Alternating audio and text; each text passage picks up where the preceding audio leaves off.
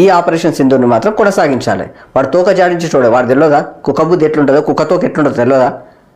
వాడు రేపు పొద్దుగాల మళ్ళీ అదే పని చేస్తాడు, పనికిరానోడు కదా, తెలియదా? కాబట్టి ఖచ్చితంగా ఇది జరగాలి, ఆపరేషన్ సింధూరం కొనసాగాలి. నేనైతే అదే మాట అంటున్నా. మీరు కావాలనుకుంటే కామెంట్ చేయండి. ఇక్కడ ఉన్న పాకిస్తాన్ ఉగ్రముఠాలు ఉగ్ర స్థావరాలు పోయినాయో కానీ ఉగ్రవాదులు పోలేరు. వాళ్ళు ఆ దొంగనా కొడుకులు వాళ్ళు కావాలి మనకు. వాళ్ళ ప్రాణాలు తీసిరు వాళ్ళు కావాలి కంపల్సరిగా. నరేంద్ర మోడీకి వార్నింగ్ ఇచ్చిన ఆ చెత్తనా కొడుకులు వీడికి రావాలి. ఆ కొడుకులను తీసుకొచ్చి AK-47 పెట్టి మ్యాగజిన్ దించిపాదింగాలి.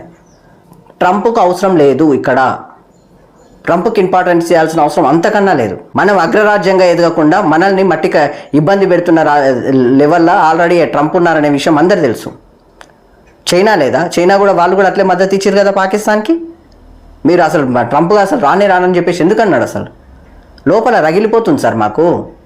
మేము కూడా భారతీయులమే కదా, మాకు రెస్పాన్సిబిలిటీ ఉంది కదా.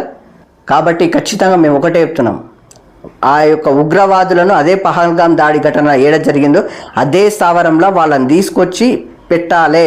ఒకటేసారి AK-47 పెట్టేసి మ్యాగజిన్ ఒక్కొక్కరికి దించి పారేయాలి, అంతే, ఇడిచిపెట్టేదే లేదు.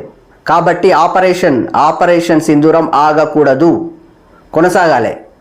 POKని స్వాధీనం చేసేయాలి మనకు, దాంతోపాటు ఆ ఉగ్రముఠాన్ని మనకు అప్పచెప్పాలి. ఇది మీరు ఖచ్చితంగా మీరు చేయాలని నరేంద్ర మోడీ గారికి రిక్వెస్ట్ చేస్తున్నాం. 140 కోట్ల మంది భారతీయుల ఆత్మాభిమానం ఇది. ట్రంప్ చెప్తే వినాల్సిన అవసరం లేదు. మీరు చెప్తే అక్కడ యుక్రెయిన్ దాడులు ఆగలేదు. దయచేసి మీరు ఒకసారి చూడండి, మీకు ఇంపార్టెన్స్ ఆడ ఇవ్వలేరు. కాబట్టి ఇక్కడ 140 కోట్ల మంది ఆత్మాభిమానాన్ని దెబ్బతినియకూడదు.